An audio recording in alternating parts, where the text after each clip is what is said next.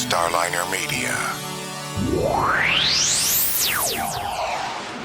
Starliner Media presents Music Night at the Majestic with your host, Michael Boswell.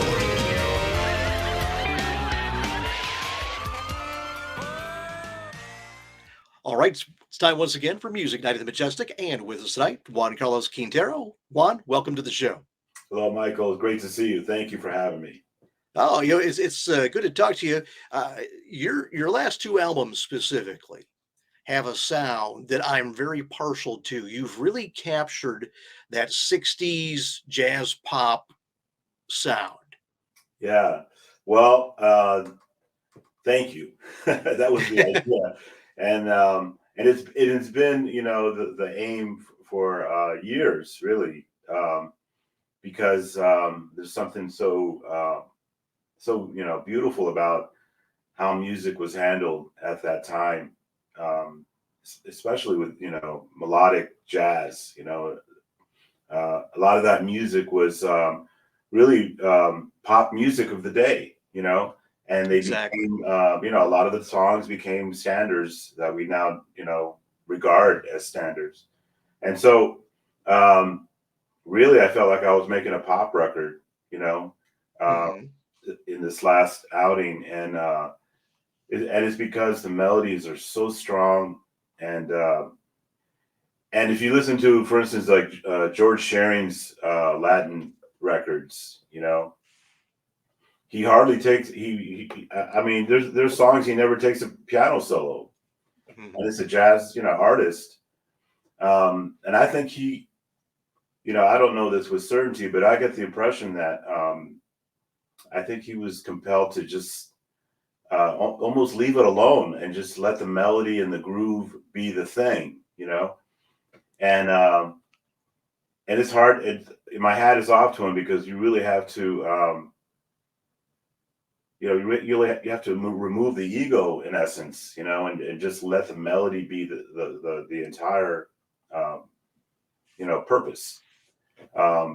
And those records, and a lot of those kind of records, I think about Wes Montgomery, same kind of thing, where a lot of times you really didn't hear him play, like Wes Montgomery, he just played the melodies.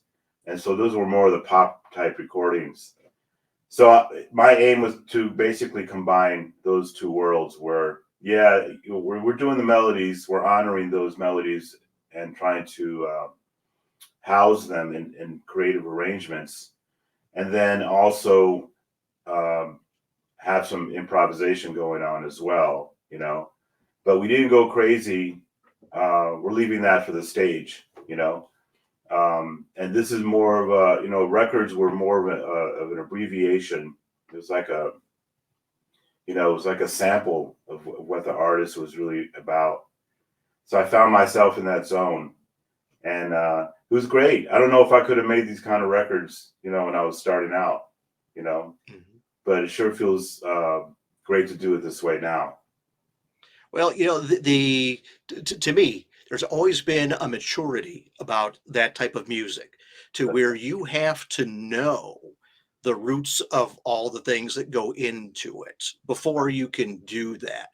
And to be able to take material, for example, tangerine, yeah, Yes. that you open desserts with, uh, an old Johnny Mercer, shirt singers, yes, track that's Beautiful. been done over and over. Yeah. Yeah, you have to know that song well, because anybody who's listening knows that song, Right. and they know when it's being treated fairly and when it's just being done. So, so to me, it's a double-edged sword. It's very difficult to be true to the song, but yet make it your own and make it palatable to the most people possible all at the same time. Yes. Well said. I mean, this is what we talked about in the studio quite a bit. Was how to handle, all the players had input on the arrangement. I had some ideas, and I had some motifs that I wanted to surround the songs with, that we would go in and out, you know. Um, in and out of, in the journey of the song itself, but we wanted to be true to the melodies. And it's really all about arranging skills and allowing allowing the music to prevail and not overwrite, not overstate the situation. Because to your point, the melodies are so strong and everyone knows them. It's something about all that just tells you to just, leave it alone. Exactly. Well, to me, you're talking about the strength of the melodies of these songs. Right. That is the difference between songs that were contemporary pop, 40s through the 60s, Sure. and contemporary pop today, where now everything is so rhythm focused Right. as opposed to melodic. Yes. Yeah. So we're all, we're all in it today. Of course, we're all, part of the audience, so we're affected as well, and I would even say to the point that when we now play these, these songs from this era, mostly the early 60s, that they even feel stronger now. They have a way of kind of poking out now as something pretty heavy. Whereas before, when I say before, I'm talking about 10, 20, 30 years ago, certainly when I was starting out, this was a common thing. You heard everyone play these songs, and we would roll our eyes in music school, when we played these songs. Oh man, we got to play this simple stuff. What happens, right? So I'd go home and visit my parents during a holiday break, and what do they want to hear? They want to hear the stuff that I was rolling my eyes to, with my friends at school, So you get home and, Dad wants to hear Green Dolphin Street, wants to hear How High the Moon. And I'm, at 22, I'm thinking, man, I'm too, I'm too hip for that. I'm studying something else. And, fast forward, of course, he was right on, because he was saying that's the foundation. If you can't play that, if you can't deal with that, then you're going to miss it, and your intellect may take you somewhere else, and that could be a wonderful journey as well, But the audience wants you to know that you've checked in with the essentials, Right. And when I think about all my favorite records, sure enough, everyone is adding, that special gem from the 60s in their set list, as a reminder to let everyone know, yes, we're still honoring where all this came from in the first place. So, right. So I've made, you're catching me at a good time. I get to see all this with extra clarity, whereas before I was kind of messing around with some, a lot of vocabulary in music, and I've always been a melody guy, but in terms of the jazz standards and what that's all about, you end up taking a second look at the whole thing when you're about to record. There's no question about it, because you're saying, okay, Autumn Leaves. Now, we didn't record Autumn Leaves yet, but a song like that, you're confronted with, the architect that already took place. All the harmony has been worked out, all the phrasing, the melody, the way it shapes, it's all been worked out by the composer. Now what are you going to do?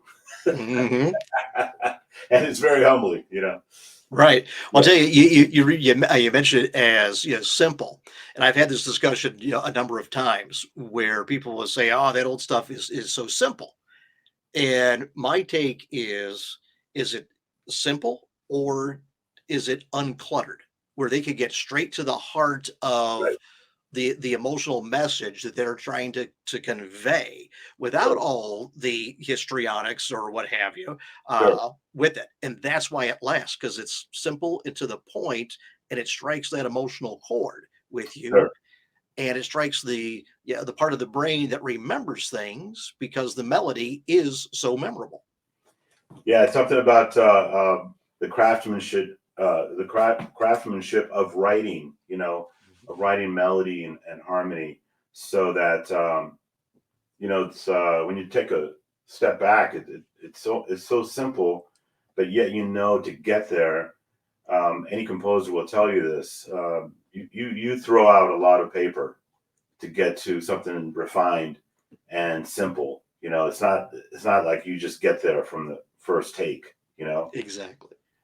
So you need to honor, as players, as composers, performers, we need to honor that repertoire. That's the American repertoire, and it's rich, So and there's some music that I've included that they're not considered standards, but they're semi-standards in certain circles. I'll put it that way. But they have the same design in terms of melody, structure, and memorability. So Right. I'm a fan. I remain a fan. I would, of course, I like composing. That's what got me going. Was writing my own music on many records. But it's something about when you go back to the catalog that is recognized throughout the world, that something else happens, and equally challenging, I would say, and in some cases actually very difficult, because you're trying to reconstruct something that's already gold. It's already there, so you could mess it up. And hopefully what we did was okay with everyone. Seems to be so far. No comments on social media telling you, hey man, what were you thinking? Yeah. So far so good. Yeah. Well, Jay, before we get too far down the melodic structure and what have you rabbit hole, is that we often say on the show, every artist's journey starts somewhere.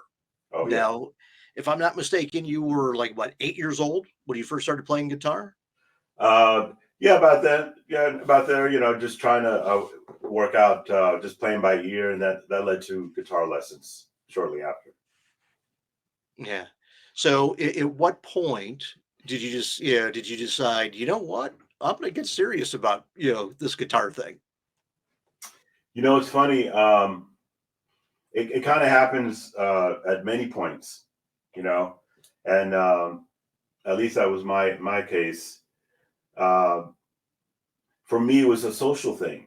It really came down to that. I had my friends and I put together a little band in seventh grade, and we were all taking our music lessons, and the canteen was coming up.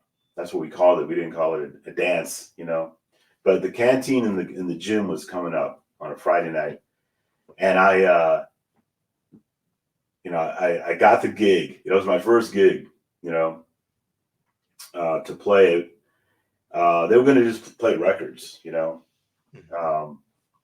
with the microphone and then out to the gym speakers or something, So I volunteered to bring my band in, and it was a big deal, And I remember, we played, rock stuff, just what was on the radio. And I remember Monday morning coming, showing up to school again. Man, I had friends, suddenly, I wasn't a ghost, and I really did feel like a ghost before. I was very shy and, just kind of checking things out, but not really, a personality. There were other kids that had that, and I was kind of on the quiet side.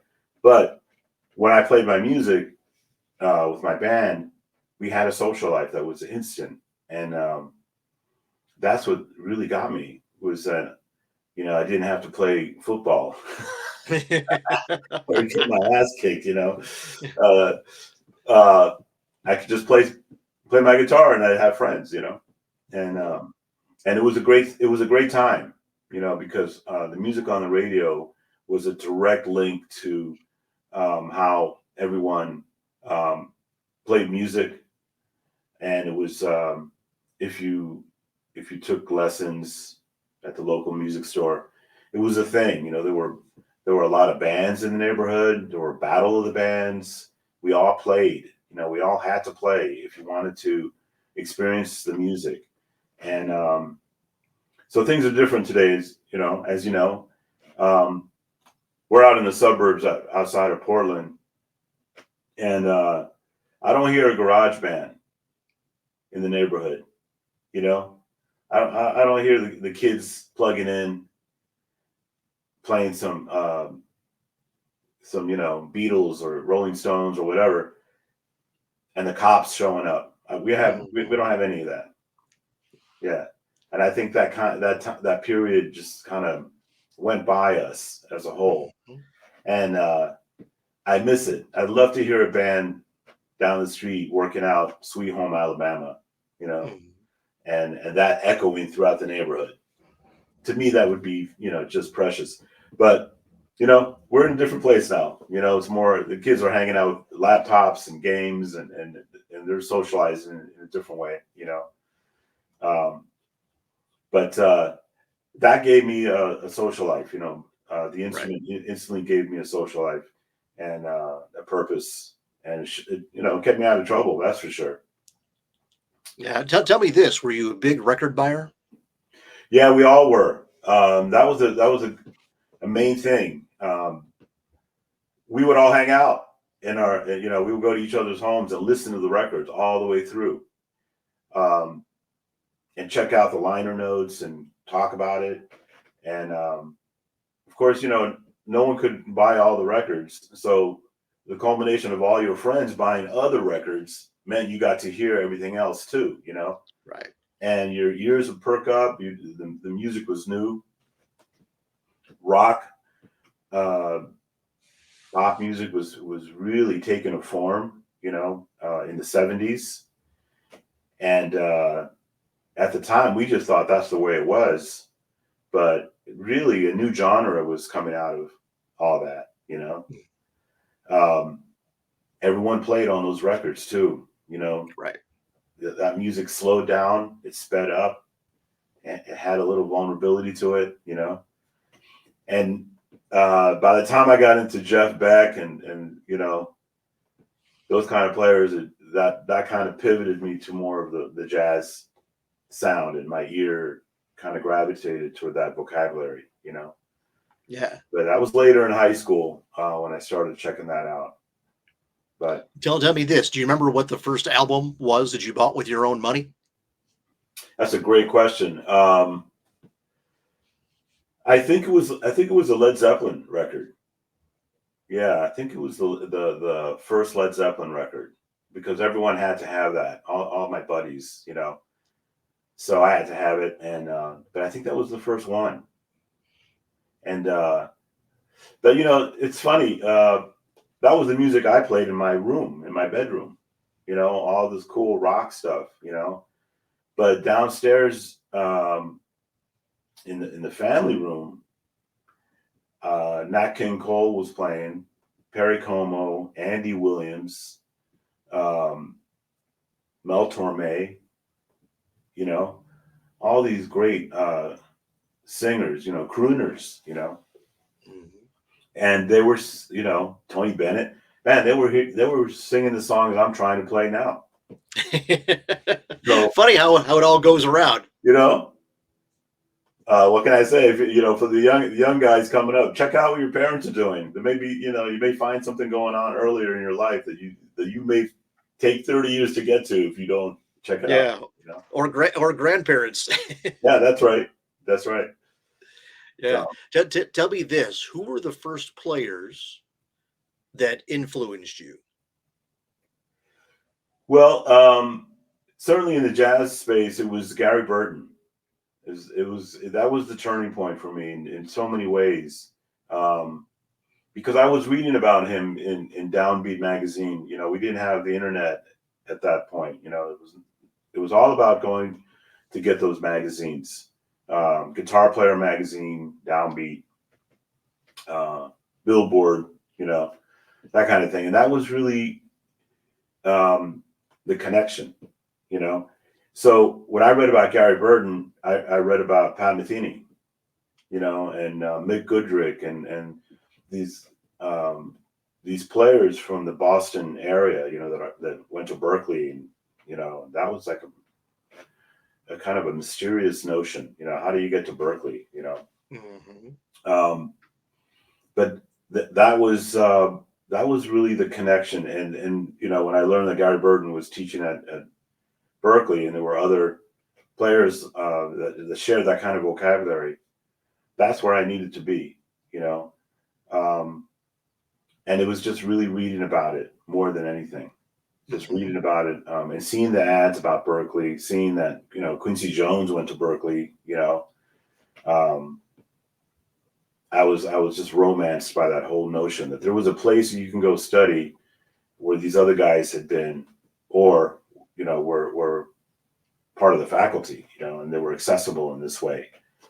So, of course, by the time I got there, you know, I see Gary Burton walking around like it was no big deal. You know, I'm 18 years old trying to figure out how to say hi to him, you know. So, but yeah, so that was it. That was really the turning point. And the record actually was Crystal Silence with Chick Corea. And that just kind of piqued my interest. I thought it was really pretty amazing. Still is. Yeah. Tell me this, out of all those people that you've mentioned, and all the ones that you would read about in liner notes and the records and what have you, how if you had, I'm presuming you've had a chance to meet a number of those folks. What was it like when, you know, here you're growing up and you see the name and you listen to the music and you're just, you know, oh, wow. Right. And then you actually get to meet that person. What was that like for you? It was pretty special because, you know, when you're a fan, and there's still a mystery about music, you know, and that's personal, really, to everyone's just connection with the music, you know. I certainly had, you know, a sense of mystery for the whole thing because the language was so, it was so, you know, just remote for me. It was something that was very, very aspirational. And I didn't come up with that language, you know. It was on records, but it wasn't part of the everyday chatter, you know. And I was really into, you know, rock players and blues players through high school for the most part. So yeah, when I met Gary Burton, it was the first time was in an improv class. There was just a few of us, and he wasn't on the vibraphones. He was sitting at a piano talking about how to improvise, and he would just improvise on the piano to show us examples. And he's a remarkable pianist. A lot of people don't know that, but it made sense, you know, of course, you know. But he was, you know, he was a gentleman to everyone. He was very respectful to the notion that you were dedicated to learning this art form and preserving what you know, and trying to preserve its place in the, you know, in the history of music, you know. And he was always learning too, you know, and that came across. And so, you know, at 18, you know, I'm understanding that this is a lifetime work, you know. You don't just figure it out and walk away, you know. You're always working on it. But you know, guys like that, that were just so sincere and straightforward. It kind of set the template so that when I did meet, you know, the superstar, you know, celeb, and they weren't like that, that stood out. You're like, man, you know, I know someone that can play circles around all of us, and who's very humble and very, you know, down to earth and just checking it out, and has a lot of Grammys on his desk, you know. So that I was very fortunate to have met players like that early on that had this kind of vibe, you know. that it's really not about like your persona, and it's really not about what that can seem like. It's really about the music, what you're trying to accomplish. It's the music that'll keep you humble, and surrounding yourself with great players that can teach you as well. And I certainly practice that. Yeah, my guys. I mean, I feel like I'm in a graduate doctorate degree program or something when I play with my team, because man, they're teaching me about how to deal with this music. It's incredible. So and I hope that never ends, because that's how you grow and find those moments. Yeah. Well, to me, one of the downfalls is when ego gets in the way of music. It happens. Yeah. Yes, it does. Yeah. When you have a light show and dancers on stage, things kind of change. I'll tell you, from what I read, you were mentored by one of my favorite players, Tommy Tedesco. Oh yeah. How did you meet Tommy and end up being mentored by him? It was really by chance. It was just some good luck. It was at Berklee. He had about a week of workshops at the school, and so there was a buzz around the school that he was coming. But the way we met was just extraordinary, because I couldn't have designed that if I tried.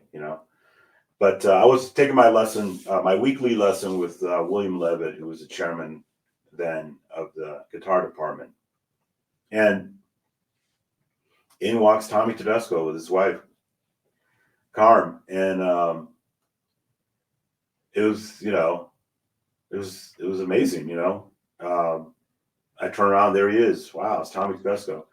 And I knew about him only from his articles in Guitar Player magazine, where he would write about his sessions, and so he had this, presence about him. And when we walked in the room, I knew immediately it was him, and it was pretty amazing.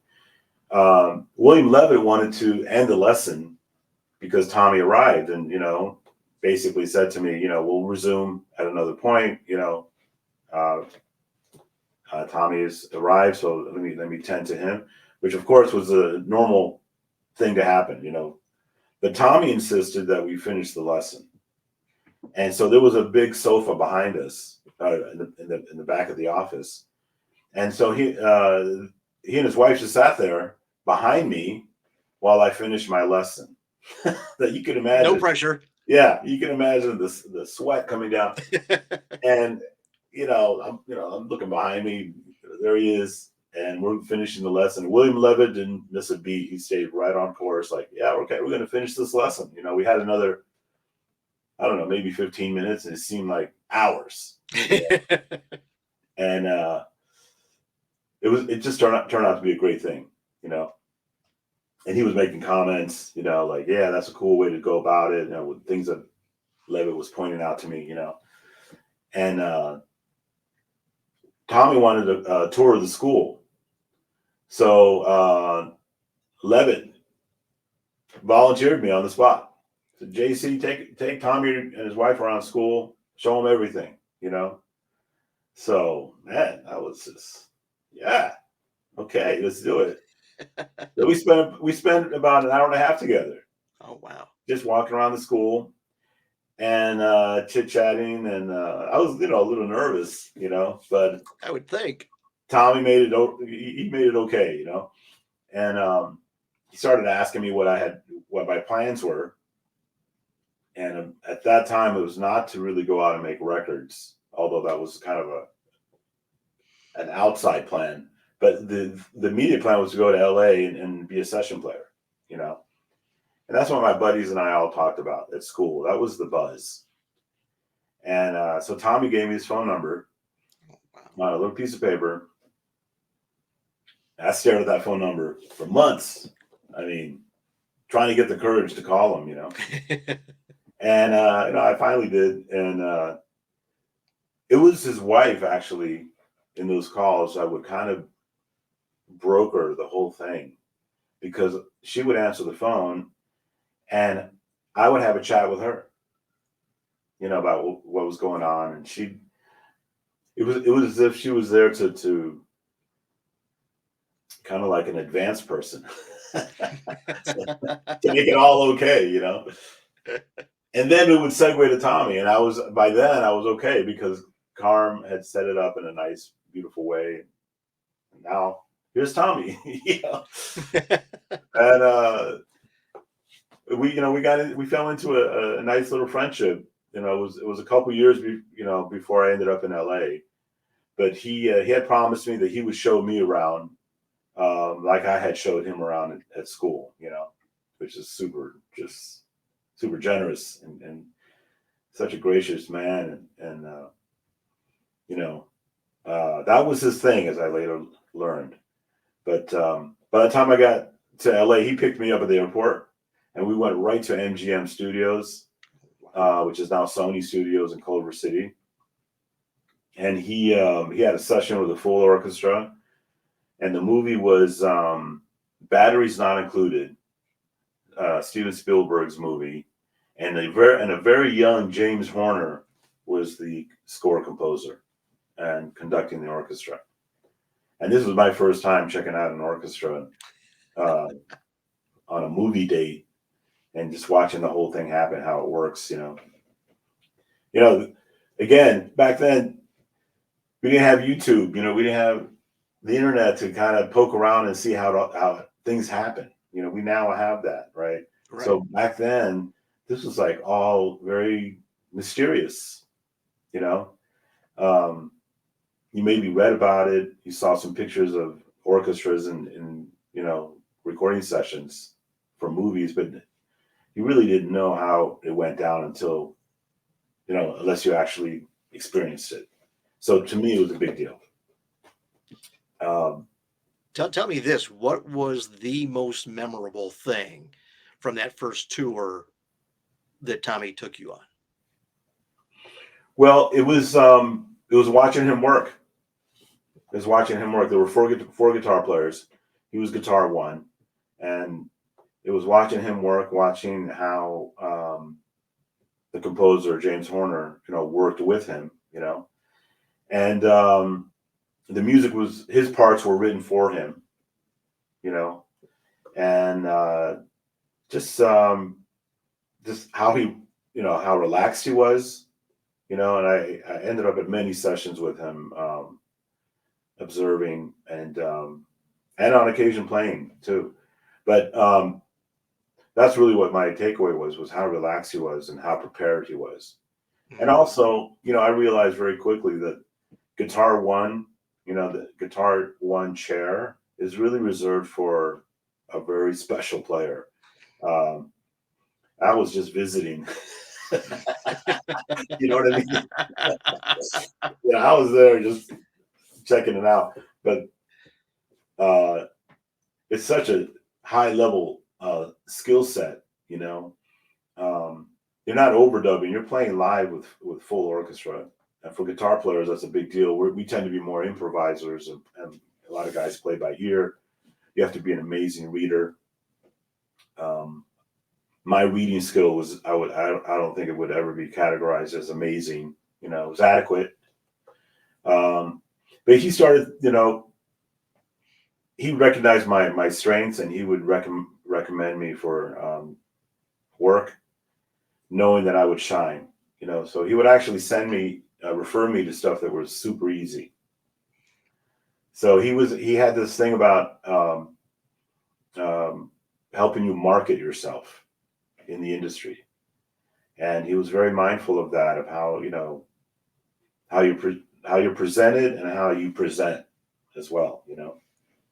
So I learned a lot about that from him, not just the music side. And it was great. I didn't realize the extent of his reputation or impact until I was in LA working amongst other players, because I would say, or people would know that Tommy sent me. And that was the thing right away. Just that. Mm-hmm. Yeah, just that said a lot. And it would actually put a little pressure on me too, to make sure that I'm that guy that he sent, So all, formative years and just great to learn all that stuff. But he's the one that pointed out to me more often than not, at sessions that the guitar section or, us guitar players, that was a cool thing. That was really cool. But he would point to the composer and he would say, that's the guy. And it after hearing that very often, I started thinking in those terms, and it started shifting my emphasis about sideman work to composing and getting that side going. So, it came from a sideman, a very skilled, very skilled and experienced sideman to tell me the distinction or to point out the distinction. He didn't really get into a big discussion about it, but he would let you know how the tiers worked, Right. Yeah. I was 21, now I get it, back then it was just all these moments, right? And you're just, Mm-hmm. you're getting what you can out of it, but Right. You don't quite really get it. Well, you know what? At the time, you're so busy experiencing it, and you're also trying not to let anybody down, especially when somebody like Tommy has Right. brought you in, because you don't want to reflect poorly on him. Right. That you can't truly absorb everything that's happening That's until later when you look back, you go, "Oh, wow." Yeah. And then, our friendship grew in a nice way. It was less about get me work, help me with my career. I mean, that was kind of the background, but it wasn't really the thing. It was more, when he played in little clubs in Burbank, I'd just go and hang out.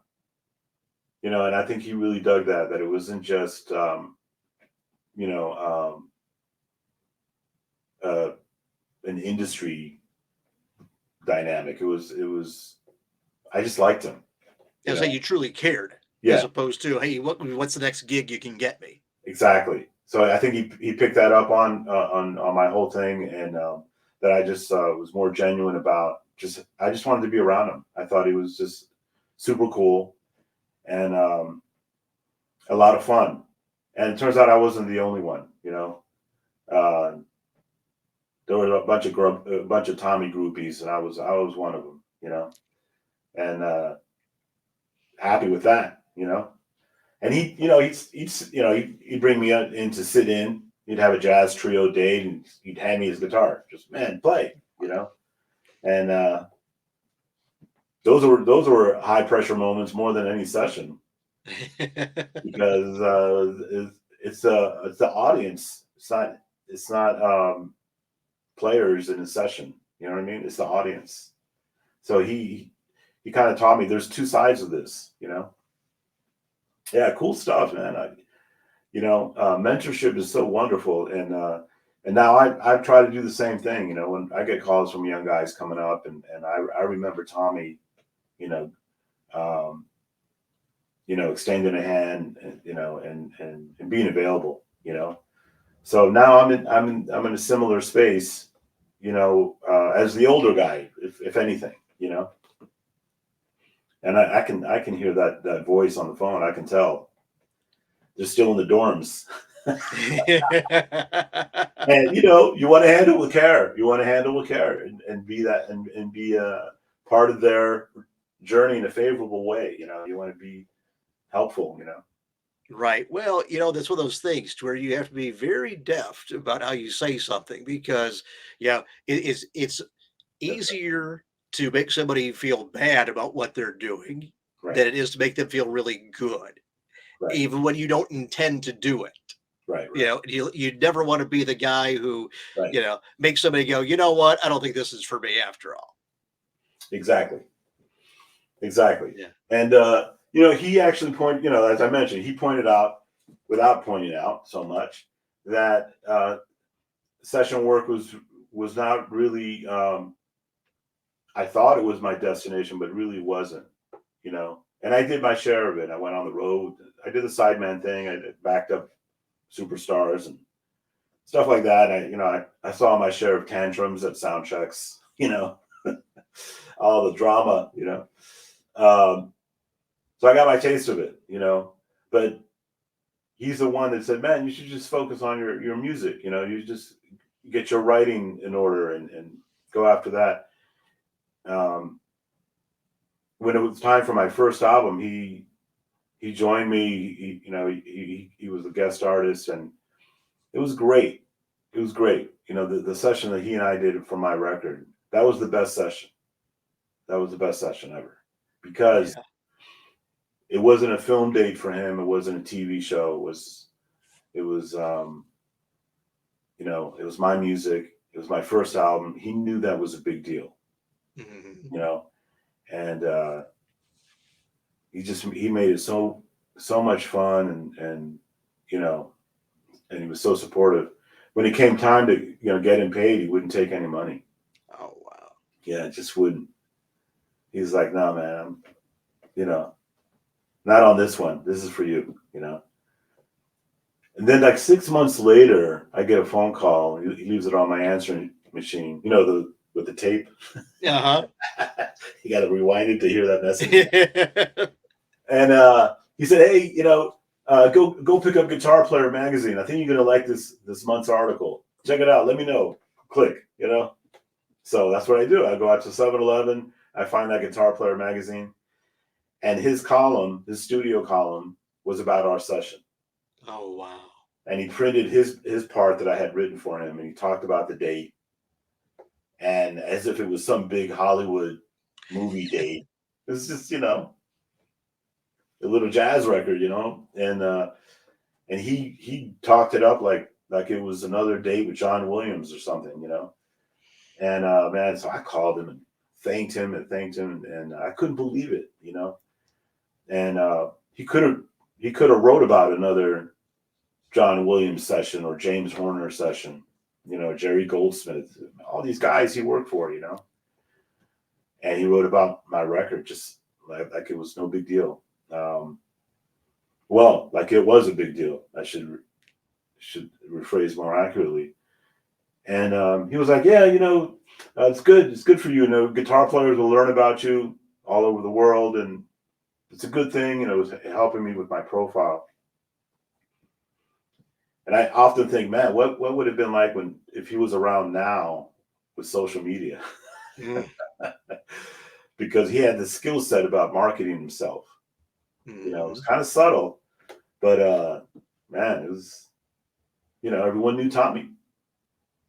Beyond LA in the studio scene, everyone knew him. Well, yeah, for him to do that tells you that he knew that you genuinely cared, and he genuinely cared for you back. Yeah, it was pretty special. And and I would, I'd see him and play it cool, and then I'd run home and shed, truthfully, because he'd play something. I'm like, "Oh man, okay, I'm going home." Yeah. Well, since everything leads to another, from everything that you learned during this time, what was the next step for you career-wise? Well, man, these are great questions. Things kind of evolved. The first record came out. I arrived in LA in '86.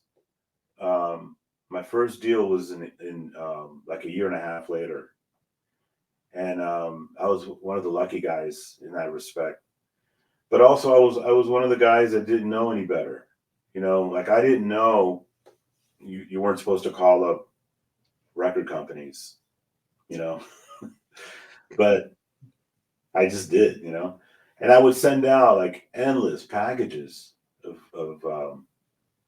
my demo cassette tape, and it wasn't that great, but it's what I had at that moment. And I remember going to a photo shoot. I knew I had to get a picture done, and I had these clippings of my gigs all over town. I was playing a lot in clubs, Oh, that's the other thing, Tommy. He advised me. He said, "Man, just play everywhere in town so that you end up in the LA Times listed in the calendar section, and all the players will get used to seeing your name." Again, just way before internet, and he was like, "Man, so when you call players to come play with you, they'll know about you because they're so used to seeing you in the listings of, you're playing everywhere." So it worked, So anyway, I had that little, little press package, and I send this out to all the labels. I call them, and 99.99% of the calls, people would just hang up on you, man. How'd you get this number? Oh man, it was rough. Then I had my, legal pad. I would make notes on every call. It wasn't really very sophisticated, But when you're young, you don't know that you're not supposed to, and there's this kind of freedom to that window in your life, So Right. you just do things. You just do it. And it had you known that you weren't supposed to do that, oh man, you wouldn't have. And then, in all likelihood, you finally was, I can't do that. Okay, you know what? Right. It's just not worth it. Yeah, or you're not supposed to do that, and that's not how it's done. And I was free of that, and I was in that kind of strange lane. I had my routine, and I'd go to the library and check out these industry source books, which you couldn't check out. You couldn't take it home. So I would spend hours in the library, just writing down the information. A lot of the stuff was outdated, but I'd get the name of the either the A&R person or the general manager of the label, whoever it was, and I'd call in.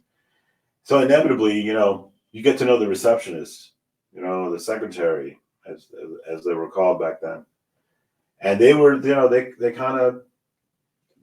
were the gatekeepers, and I quickly learned that, you have to spend a little time with them, chat it up a little bit. And then your second and third call would be with that same person, and then I sort of figured out that if you called after 5 or 6, the boss would answer. Yeah. And that'd be a whole nother dynamic, But it led to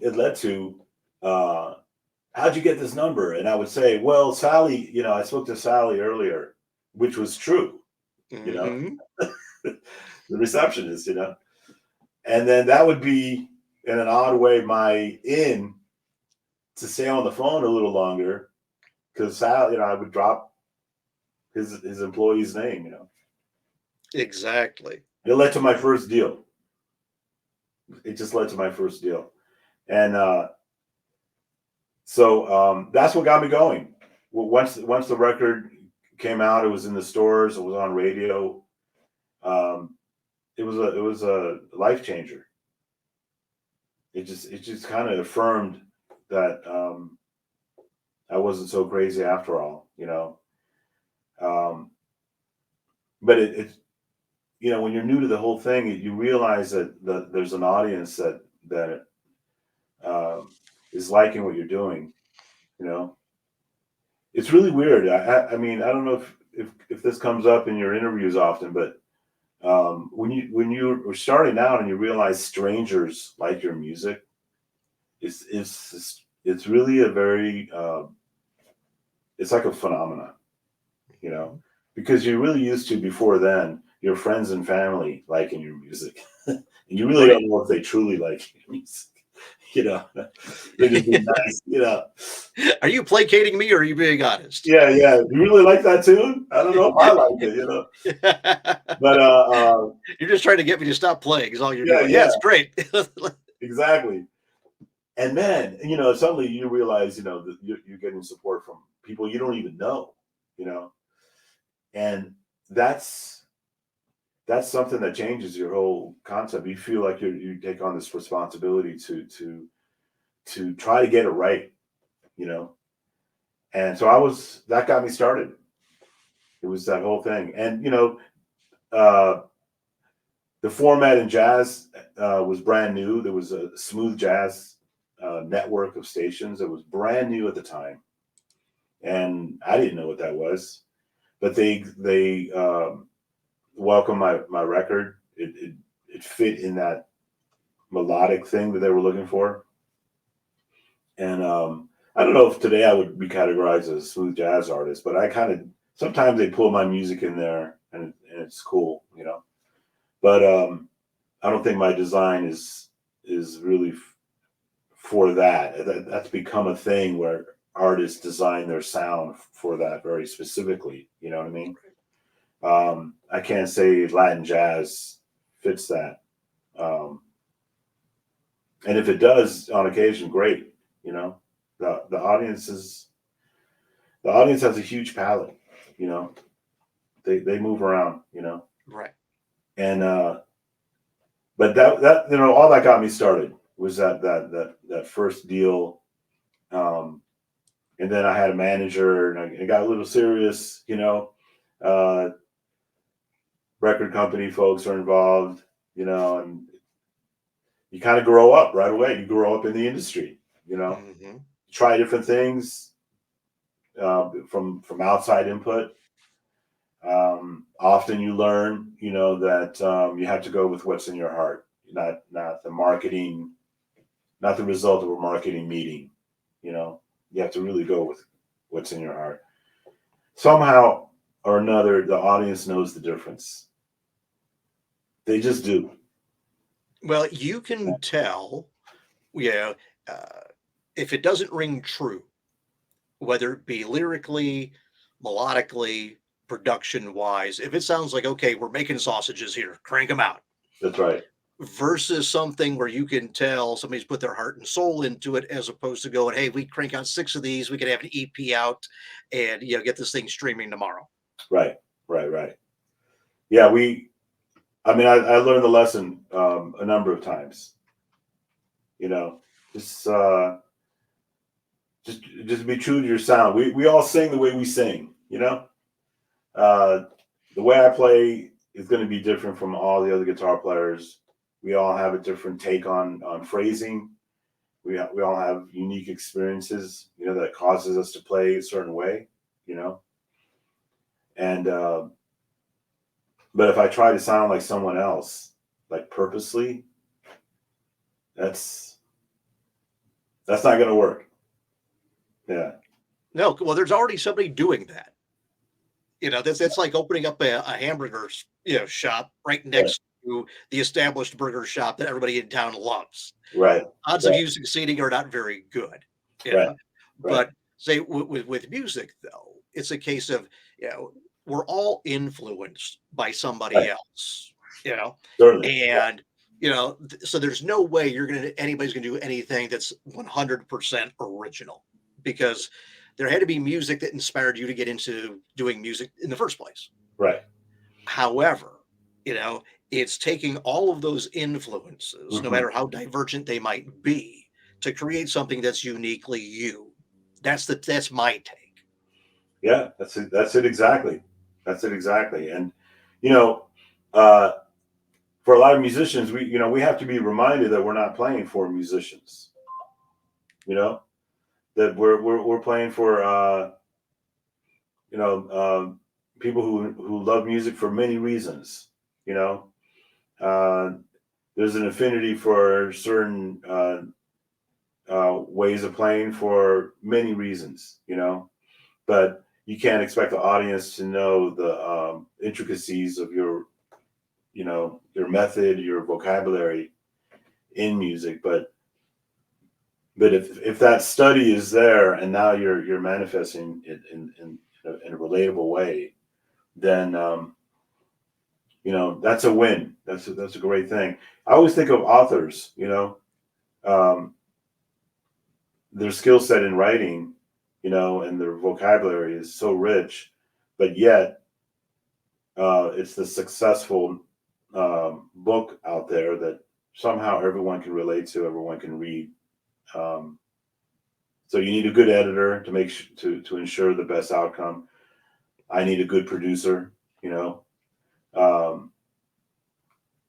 though I produced my last two albums and I didn't have a producer per se. It actually pointed out to me really directly that maybe I do need a producer.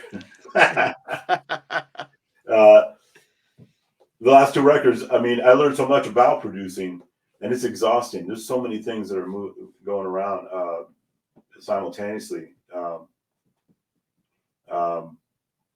My next record, I'm going to go back to my producer that I've worked with for many records. That's Guillermo Guzman. I'm going to bring him back in. We have a shorthand, and it's just great, and it's going to be wonderful experience as always. But I had to, go. I wanted to experience it, the whole idea of producing. A lot of people don't know what that is, but it's because the language or the word is thrown around often, but people don't really quite know what it entails. But it just involves directing your movie. You're casting. You're trying to choose the setting. The right music. You're curating the right music. You're trying to curate the right performance from everyone, including yourself. It's a lot. It's really exhausting. That's the analogy I always use, is the fact that, the producer to music is what a director is to film. Absolutely. And it's daunting. You're making the record a year before you're making the record. Right. Yeah. For me to get to 10 songs is because I went through 30 or 40 of them, and I lived with all of them. And now they have to come together, work cohesively somehow. And these are subtleties that add up to, I don't know, to something. I don't know. I can't put my finger on it, but hopefully it adds up to an experience that's it's good storytelling, Right. Well, to me, there's a similarity between making music and cooking. There you go. And in as much as, there's only so many ingredients Right. available. So many ingredients, so many notes. How you put those together, and with cooking, you can, a little bit of this season is good. Too much Right. seasoning is not good. Exactly. Same thing with the music. It's great to have a real prominent bass line, but you know what? It can also be too much. So trying to strike that balance, but also being able to listen to it and say, you know what? We need just a hint of this to, Right. to spice it up. Yeah, that's how I look at it. Yeah, it's a great analogy, and it's you're making decisions as you go, and sometimes your plan takes an abrupt turn in the moment. Mhm. And being a producer is being open to that, is being open to this change that you didn't know was going to be in the final product, but someone may make the suggestion that's really great, or you may see it. You may see that the intro really doesn't need the band. It's really just a bass, or it's just bass and piano, and then everyone can come in. There's shape to music that people can understand. It's still Farajaka, as it turns out. It's still that. You can't have all those layers at once. Mhm. You know, you got to stagger and introduce so the ear can follow.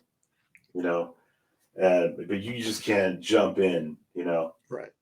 little things like that turn out to be huge. They actually end up being really huge. You know, I mean, we're dealing with 5 instruments, and there's so much that can happen with 5 instruments. It's incredible. It's incredible. You could take an arrangement and go up and down dynamically. Um, you could feature certain artists without it seeming like a solo section. It's just part of the music, you know. Mhm. It could be understated. It could be a pause that the pianist offers a segue, bringing us back to the rhythm, you know. There's roles that everyone takes where they can be playing the melody, they can be playing counterpoint lines, or they're just grooving. So five instruments is something that's it's just remarkable what can happen. Yeah, and then the 6th member is space. Mhm. Space is your friend. Yes. Yeah, Well, yeah, yeah. And again, another comparison I always use is, you know, too often, I hear records is like you tried to cram so much in there, it can't breathe. It's kind of like looking right, at an advertisement where there's not enough white space to let you actually see the message. right. Yeah, And it's like I hear some production where it's just like it's just overload. yeah, It's like you don't get to hear what everybody's doing because it's just this big right. muddy mess. That's right. And so we make some decisions in the mix because there are instances where I've over recorded. And then in the mix, you get to really sit back and hear it objectively. And you realize, wow, you know, there's a lot of hands in the cookie jar here. And you got to start fading, you know, pushing those faders back and seeing what's going on. And you realize every time, by the way, you realize less is more. Mhm. Yeah. And you expose something else. Right. There's something that's going on with that player. There's a hesitation or a vulnerability that's also magical and very human, and Exactly. it adds to the conversation, you know. And you got to be okay with that. That's all part of the stuff, you know. All the just the magic Mhm. that comes together. But if everyone's playing all at once and everyone's trying to make a statement, you're going to miss all that. You're going to miss all the little nuances, you know. Exactly. Yeah, and that's the difference where when you listen to it, if you're truly, a music person, audiophile, what have you, Right. that's the thing that separates the recordings that you love versus the recordings that you like. When Yeah. you can hear all that, because that's the human element of it. Right. And when I self-produced or self-producing is really tough because of my having to do with my melodies and solos. You know, you think you need another take, and really, it's the first one or the first couple that had all the stuff in there, including the not so perfect Mhm. um, bits. You know, and you got to be okay leaving them in there because they add up to something that's also hard to describe. But other than to say it's so human that it's uncomfortable for if you did it, if you're the one that caused that, it's a little Right. uncomfortable. And that's why a producer is really, really handy, because the producer will kick you out of the studio, as Guillermo has done in the past, where I think I need another pass at that guitar solo. They'll be like, no man, we're good, you need to leave, so You have a home, use it. yeah. And but when you're self-producing, you may not know that it's time to leave the room, and you're gonna overplay. No, I'm gonna get it. I'm gonna get it perfect. I meant to play this, so I'm gonna play that. But now you're doing something else. You're not playing with the band anymore. Right. Yeah, and it's a subtle line that you can cross, um, and you don't even realize you're doing it, you know. But so I've learned, you know, and that's exhausting. But I've learned to hone in on the first few takes, you know, and see what's going on there, because there may be some things, you know, that are just so great because they're not great. it makes it great. You know what I mean? Exactly. That's the human element of it. Yeah. That's what makes it real. That's what makes it real. And there were some tracks on the previous record we played live. I mean, the whole rhythm section plays live, and I play along, and I create what's called scratch tracks. You know, I'm just setting the melody down to give everyone the vibe of how I'm trying to do this. And then I'm not focused on my playing. I'm really focused on everyone else because I'm producing the record. Right. And so what happens is, once we get the take for the band, it usually takes 2 or 3 takes before we find something. But we don't go past that, because now, as a rhythm section, we're risking going somewhere else, thinking we have to make it right. We're instead of capturing something, now we're trying to create something that isn't quite necessary, you know. That's why I said, I always say, you're trying to capture the moment. Right. Yeah. Each individual song is capturing a moment. That album is capturing the time frame. Yes. So. Yeah. So we now know, and those guys, you know, they're policing me too. They're saying that was it, you know, and I may be thinking one more, but then I have to check it out again, and then they were right, that was it, you know. And that I may say that to them too, when they're thinking, okay, maybe one more, and I'm like, oh, maybe one more for exercise, but really I think that was the one, you know. But what happens is, then I take those sessions to my home studio. Then I'll add my guitar parts. So I'm still producing the record at this point, but now I'm producing myself and trying to join the moment that was captured in the, you know, with the philosophy of it's supposed to be a live record. You know, we're not making a play, we're making a movie. I heard that from a great guitarist, Scott Henderson. He was talking about making music. I'm a huge fan of what he does, but he said this. He kind of framed this in a certain way, and it just resonated so much. And you have to decide, okay, are you making a play? Okay, that's cool.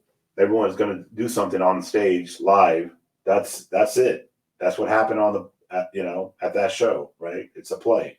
Or are you making a movie, and you're going to take different takes, different angles to capture a scene? You know, what are you going to do here? That's a little more of a movie.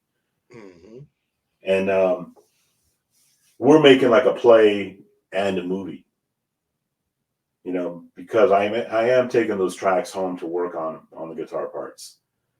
But I think that's the toughest part. I think it's easier if I had time to play with everyone and then produce myself while they're patiently waiting for me to produce myself. You know what I mean?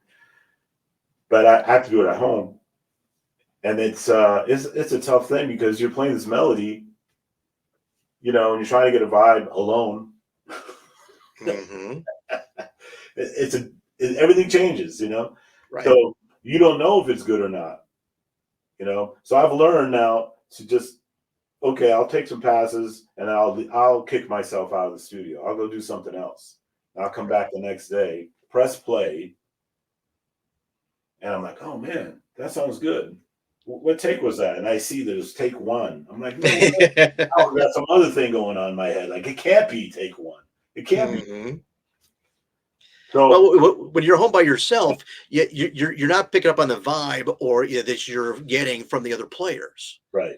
So now, the natural instinct is to second guess yourself, because you're not getting, either the validation or that look going, hey, what are you doing? Right. You know, from the other guys. Right. You don't get the look from the other guys of you know, affirming or questioning or whatever it is, you know, or maybe they're just busting your chops, you know. Mm-hmm. But So yeah, self-producing is really, really hard. Whereas when I have Guillermo, he's on the other side of the glass. We're all in the studio playing together, and now he's checking everyone out, and I don't have to do that. I can just focus on my performance as they are. Right. So that's what I meant earlier. About producing oneself or not. It really comes down to that dynamic. And a lot of people say, a lot of players will say, man, it's great going home. Now you can really focus in on your thing and take your time. Well, yes, that's true. However, you can take too much time, and you're trying to join the conversation that took place 3 months earlier, 4 months back, or 6. Now you're 8 months into it, and you're still trying to join the conversation that took place then. So it's really, really tricky, really, really tricky. And I've had to learn how to channel myself and just get into it. And I've tried recording at 5 in the morning, 6 in the morning, recording at midnight, late in the night, all kinds of tricks to try to get the vibe. But anyway, we're done. The music, it's out there. It's too late. Mm-hmm. Everyone's going to have to live with what I did, Take it or leave it. I can't fix it. It is what it is. I can't do anymore, Well, Jay, before we run out of time here, we should probably get back to talking about the new album, Desserts, which, as we said at the beginning, listening to it, it definitely comes across as you had intended, as a companion piece to Table for Five. Yes. And on my first listen to it, as I said, I'm partial to that 60s instrumental sound. There's just something about, it's like I put it on and I'm immediately, at friends in some mid-century modern, house, just hanging out, listening to music, talking, having a good time. Right. To it. Nice. And yeah, like we kind of, briefly touched on is the fact that what I like about that era is the fact that you had so many jazz artists and artists from all over who were finding chart success and mass popularity, where Joe Beam and Walter Wanderley and Stan Getz, bringing stuff in, and then it turns into that whole subgenre of where you had pop songs being done bossa nova style or what have you, and as a kid, that stuff always struck me as being classy. I don't know, for whatever reason, but yeah, so to me, Desserts, you can put together a compilation, playlist and slide your songs in amongst all that stuff and have it flow seamlessly because it really captures the mood, the style, and attitude of that era. Well, thank you. That's great to hear. And we're just trying to get there, that's and that's a common that's a shared philosophy amongst the players. We're just trying to honor this music, and I'm learning from them as well in terms of how they deal with the rhythms, and the authenticity of those rhythms, so I'm always learning because when we do a danzón or a bolero or a rumba, there's a discussion of rumba from where, which region, and they know the difference. Sometimes I do, but not like they do.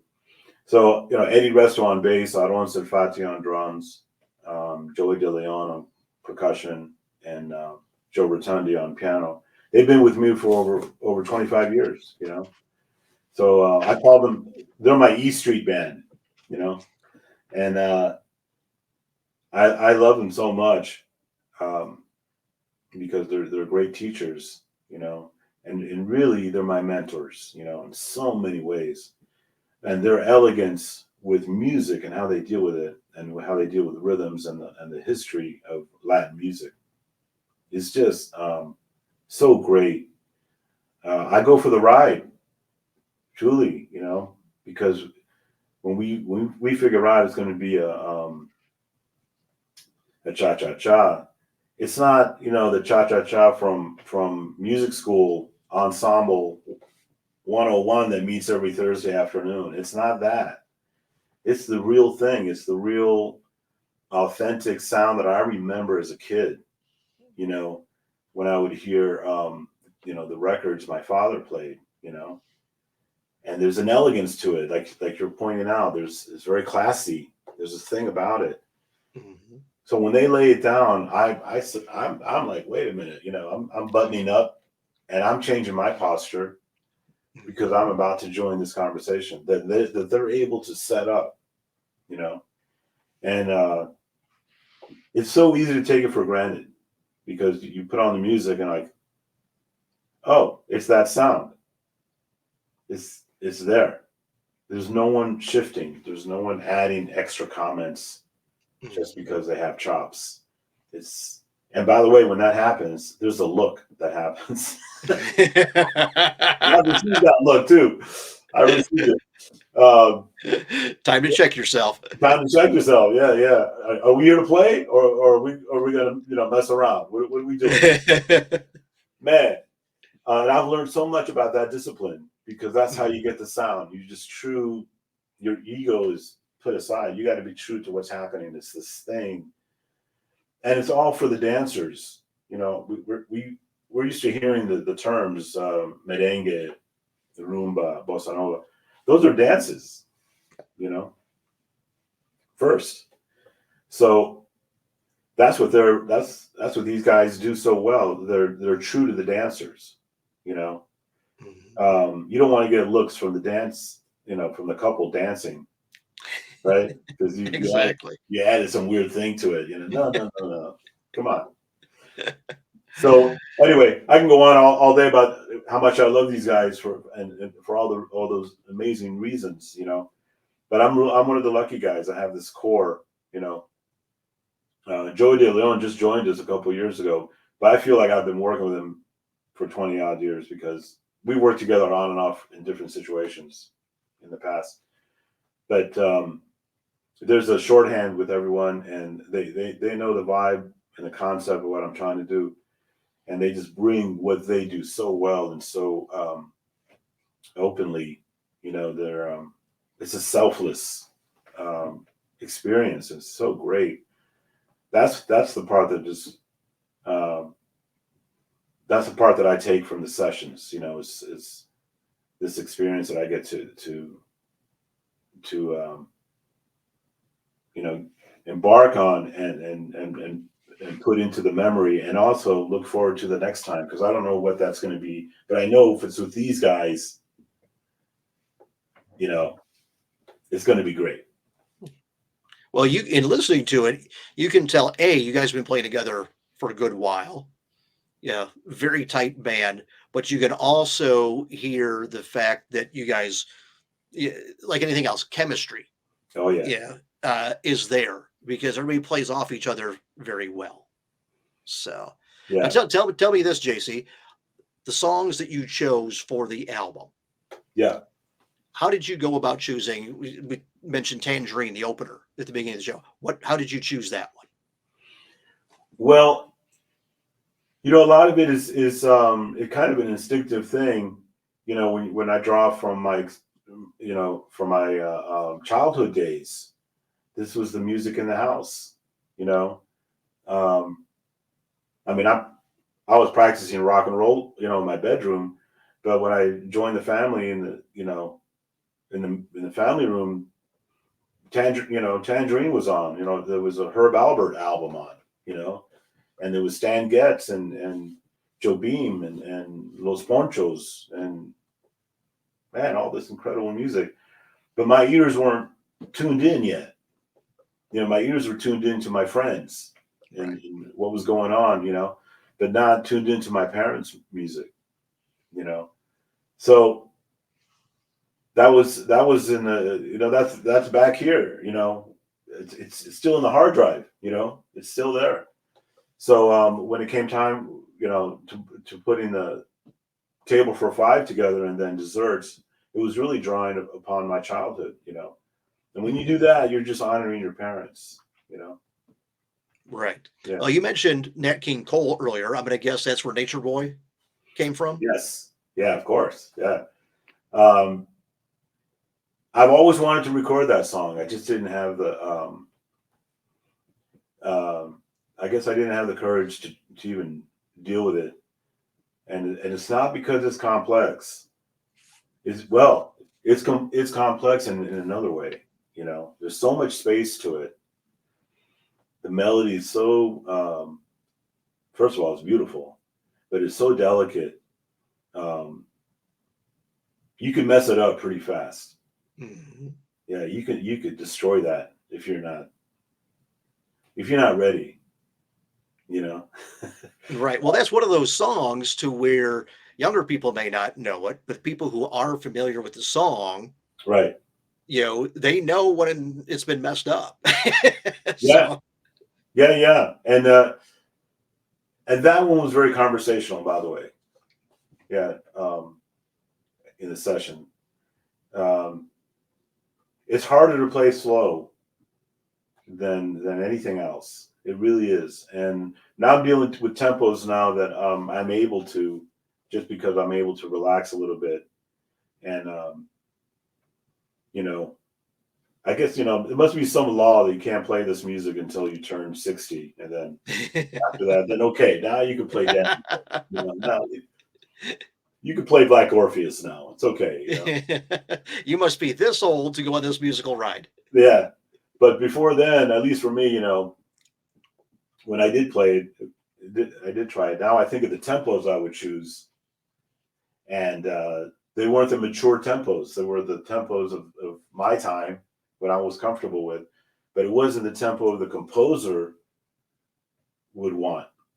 The composer will want a certain tempo that says to everyone, man, this is how the phrasing breathes. This is how the melody sings without conflict, without, you know, the next guy jumping in to, you know. Mm-hmm. So if you set your tempo right, then all this happens in, you know, in your favor. You know, the gift of the song and the strength of the song will be right there for you if you choose the right tempo, you know. Right.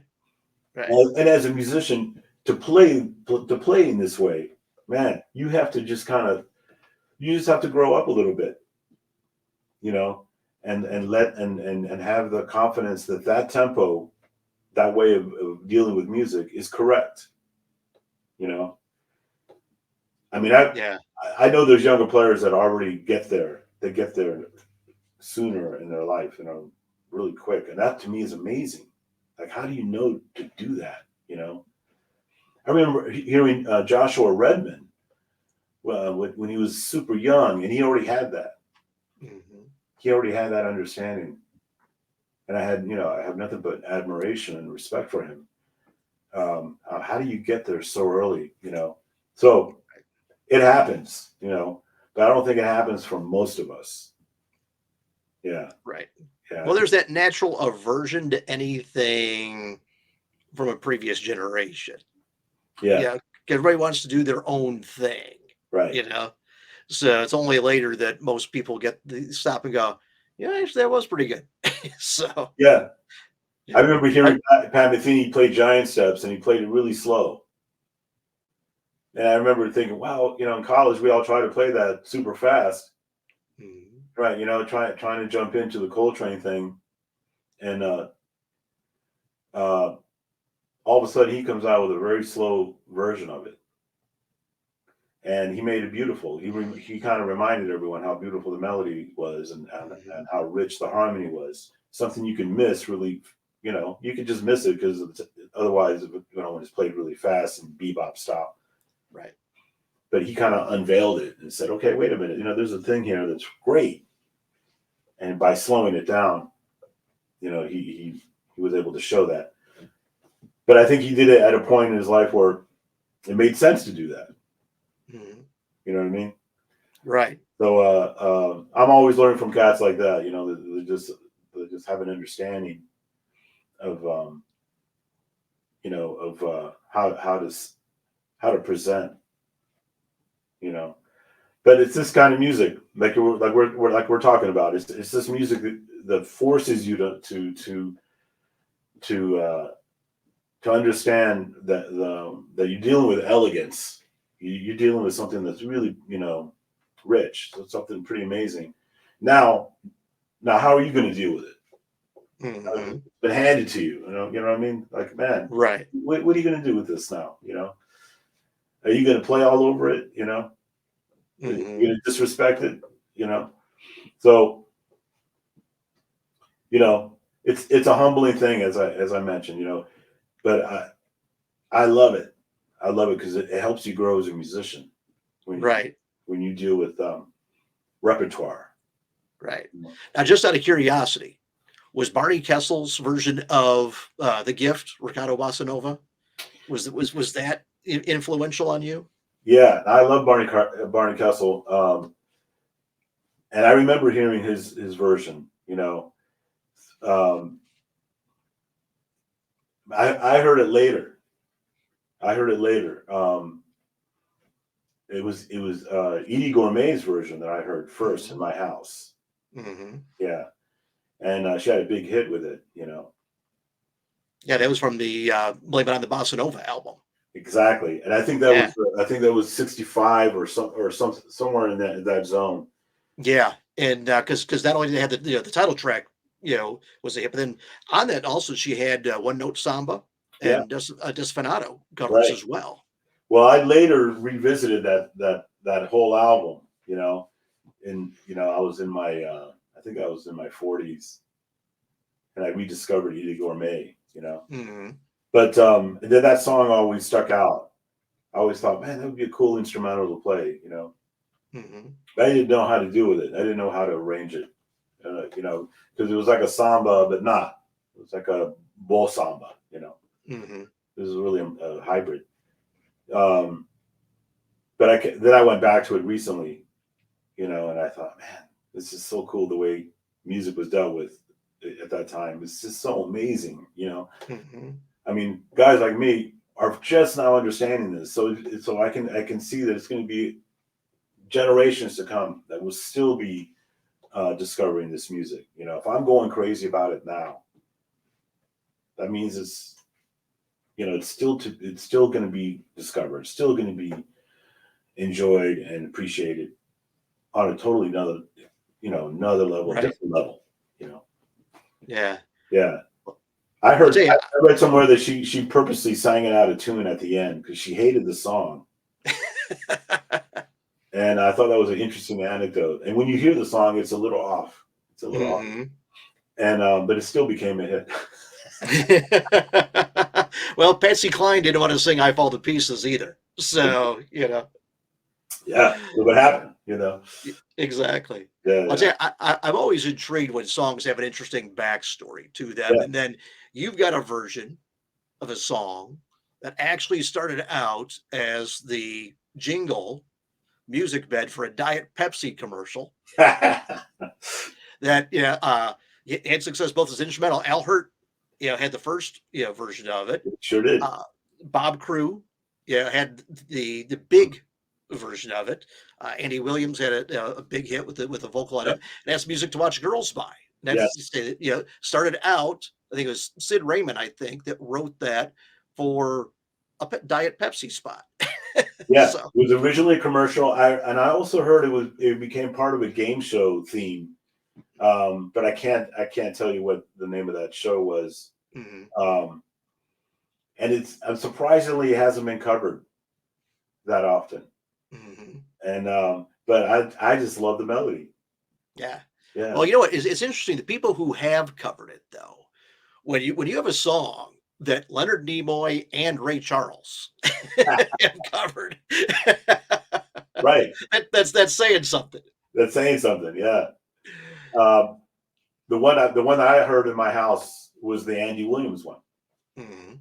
That was the one I heard in my house as a kid. And he does a faster version that doesn't work instrumentally. It's almost too much. But we took our time. We tried a lot of different tempos. The difference between setting a song at 120 or 122, or it's just incredibly different. You have to really check out all the parts of the song to see if those tempos are going to work by the time you get there. So we try them all out. We try like 5 or 6 of them, and Aaron has this little metronome. It's like a digital thing, and we listen to it. It's just clicking away, click, click, click, and we're like, oh, can we do it there? We try it. He counts it off. We try it, and we know instantly if it sits right. And then we try it a couple more times. We think we found the one. Then Eddie Resto on bass, he'll say, man, it's too fast. It's just too fast. We need to slow that down even more, And I'm like, what are you talking about? And sure enough, man, he picks that tempo that no one picked. And it's the elegant one. It's the statesman one. It's the one that is the adult table version. Right. A good way to describe it. And when you hear it, it's one of those things. My goal is that so when you hear it, there's no other possibilities. And I can't say that for every song we record. We get close. If I had to be really critical, but there's some that we nail that I know, like, oh man, when people hear this, they will know, whether they know it or not, that this is the only way to deal with this song. You know what I mean? Yeah. And that's arranging. That's arranging. That's part of arranging. Yeah. But Music to Watch Girls By is first of all, it's such a crazy title. It's just now. Are you kidding me? But we went with it because it's the melody that's going to prevail. It's right. And I think it works really well in with a cha cha cha. Exactly. Well, tell me this, JC, since we're coming up on our time here. I know there's a lot of stuff that we didn't get to, but is there anything you want to make sure that we touch on before we bring this one to a close? Well, you've asked such great questions, Michael. I appreciate you, man, for just talking about this project in this way and inviting me on to talk about my career. It's on the recording side, we all do interviews, we do all kinds of stuff, and it's very seldom that it is so conversational. So I thank you for that. Well, thank you. Man, it's been great. I don't feel like we're doing an interview. I feel like I'm just visiting a friend. So well, thank you. Yeah, thank you for that. We're getting ready for the next record. We're always a year ahead, and we're making plans for a Christmas album featuring this group. I have a Christmas album out that I recorded a few years ago now, and that was an acoustic record with a trio, and it was a different sound. I mean, they'll probably know it's me anyway, because we all have our style. But it was a different concept. This record would be more like what you hear now, but with Christmas songs. So we're looking at that now. We'll probably start recording late spring, and stay tuned. I'm going through a lot of music right now, just trying to figure out what it'll look like. There'll be some Christmas titles from South America that are really specific to the region, but also all the favorites that we all know and love. And it'll be arranged for our setting, and we'll have a lot of fun with it as always. Yeah, well, I look forward to hearing that. Yeah, we'll make sure you get copies. That works for me. You can never have too much music. Oh man, it's great. It's great. So that's on the horizon. And then we'll do another record. We're already talking about that one too, because it probably started happening at the same time. And that is a new record of all original material. So I'm already writing for that. So that's 25. Yeah, so we're already planning way ahead. Yeah. There you go. And as we're talking about the music, folks can go to mundomusic.com and get your as many of your catalog items that are available on there. Yes, and also on all the platforms, always available throughout. All right. Sounds good, JC. We'll tell you what, on that note, we'll bring this one to a close. We've had your social media scrolling across the screen at various times throughout the show, so folks can find you and access your music. So Great. hopefully everybody will head over there. In the meantime, I want to thank you for spending your time with us. Thank you, Michael. It's been a pleasure. I look forward to the next time. That works for me. So, on that note, everybody, we'll bring this to a close. Have a good night. Thank you.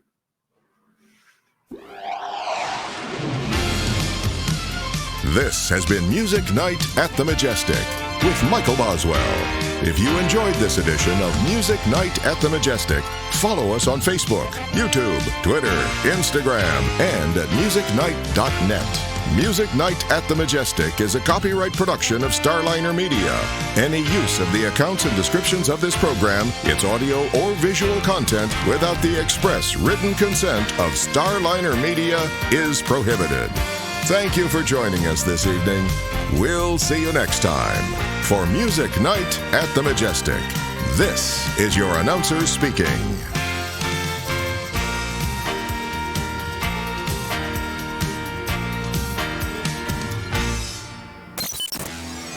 Starliner Media.